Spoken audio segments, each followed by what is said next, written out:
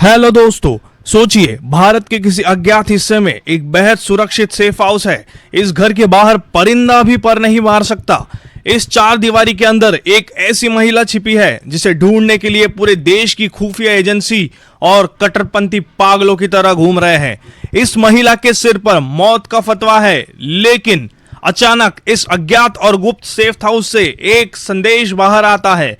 एक ऐसा संदेश जिसने दिल्ली से लेकर ढाका तक और खासकर पश्चिम बंगाल की राजनीति में भूचाल ला दिया है। यह संदेश किसी और का नहीं बल्कि बांग्लादेश की पूर्व प्रधानमंत्री शेख हसीना का है, जिस महिला को फांसी पर चढ़ाने के लिए बांग्लादेश की नई कट्टरपंथी सरकार तड़प रही है। उसी शेख हसीना ने अपनी चुप्पी तोड़ दी है और जानते हैं उन्होंने क्या कहा है। उन्होंने पश्चिम बंगाल में 15 साल की टीएमसी राज उखाड़ फेंकने वाले नए मुख्यमंत्री शुभेंदु अधिकारी को जीत की बधाई दी है। ये कोई आम बधाई संदेश नहीं है दोस्तों, ये एक इंटरनेशनल मास्टर स्ट्रोक है। शेख हसीना ने शुभेंदु अधिकारी को बधाई देते हुए आखिर में लिखा जय बांग्ला। सोचिए, जिस जय बांग्ला नारे को ममता बनर्जी ने अवैध घुसपैठियों को खुश करने के लिए अपनी राजनीति का हिस्सा बनाया था, आज उसी नारे का इस्तेमाल करके शेख हसीना ने शुभेंदु अधिकारी का समर्थन किया है। इस एक बधाई संदेश ने बांग्लादेश के कट्टरपंथियों को खून के आंसू रुला दिया है। वो धमकियां दे रहे हैं कि हम भारत में घुस जाएंगे। आज के इस अपडेट में हम आपको बताएंगे कि आखिर शेख हसीना इस वक्त कहां है, प्रधानमंत्री ने दुनिया की परवाह किए बिना उन्हें पनाह क्यों दी है, और वीडियो के आखिर में हम आपको इस पूरे बॉर्डर क्राइसिस पर वो परफेक्ट सॉल्यूशन बताएंगे जो शुभेंदु अधिकारी को अगले 24 घंटे में लागू करने वाले हैं। अपनी कुर्सी की पेटी बांध लीजिए क्योंकि ये कहानी किसी सस्पेंस थ्रिलर से कम नहीं है। आगे बढ़ने से पहले दोस्तों एक छोटी सी रिक्वेस्ट, अगर इस वीडियो को आपने अभी तक लाइक नहीं किया है तो जल्दी से लाइक करके चैनल को सब्सक्राइब कर दीजिए और बेल आइकन दबाना ना भूलें।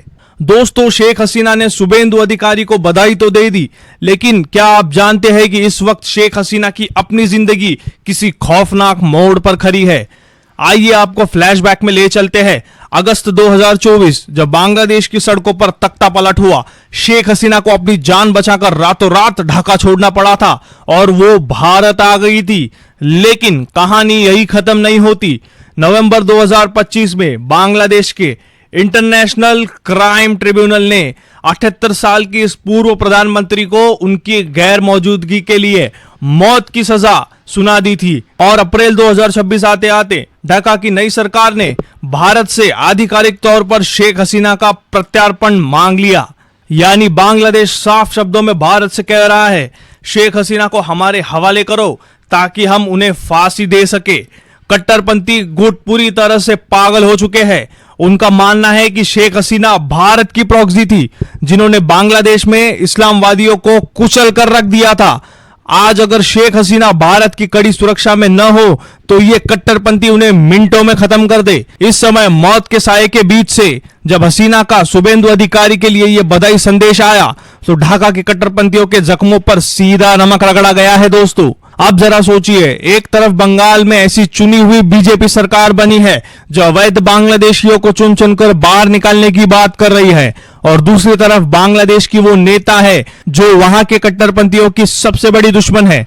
वो उसी बीजेपी सरकार को जय बांग्ला कहकर बधाई भी दे रही है। दोस्तों, इस कॉम्बिनेशन ने बांग्लादेशी कट्टरपंथियों का दिमाग खराब कर दिया है। बौखलाहट में वो पागलों जैसी धमकी दे रहे हैं। एक कट्टरपंथी नेता का बयान सुनिए। उसने सरेआम कहा है, हम शुभेंदु अधिकारी को चेतावनी देते हैं, भारत में 107 मुस्लिम विधायक चुने गए हैं, ये विधायक आजादी का ऐलान कर देंगे और हम उनका साथ देंगे। बात यही नहीं रुकी, उस दो कौड़ी के नेता ने प्रधानमंत्री मोदी को धमकी देते हुए कहा, मोदी जी, शुभेंदु अधिकारी को रोक लीजिए वरना हम बांग्लादेशी मुसलमान भारत में घुसने को मजबूर हो जाएंगे। धमकियां तो देखिए, जो अपने देश की अर्थव्यवस्था नहीं संभाल पा रहे वो भारत में घुसने की बात कर रहे हैं। दोस्तों, वो भूल गए हैं कि अब बंगाल में दीदी का राज नहीं है जो उन्हें वोटर आईडी और राशन कार्ड बांटेगी। अब बंगाल में शुभेंदु अधिकारी बैठे हैं और उनके पीछे दिल्ली में नरेंद्र मोदी और अमित शाह की पूरी ताकत खड़ी है। आपका क्या विचार है इस बारे में? कमेंट बॉक्स में अपनी राय जरूर लिखिएगा। अब एक सबसे बड़ा सवाल जो हर भारतीयों के दिमाग में आता है, जब बांग्लादेश शेख हसीना को फांसी देना चाहता है तो भारत उन्हें पनाह क्यों दे रहा है? क्यों पीएम मोदी अंतर्राष्ट्रीय दबाव के बावजूद उन्हें वापस ढाका नहीं भेज रहे? राजनीति में कोई भी चीज बिना मतलब के नहीं होती दोस्तों।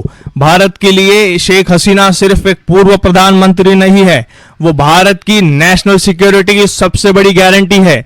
2009 से 2024 के बीच जब शेख हसीना सत्ता में थी, उन्होंने वो किया जो और कोई नहीं कर सका।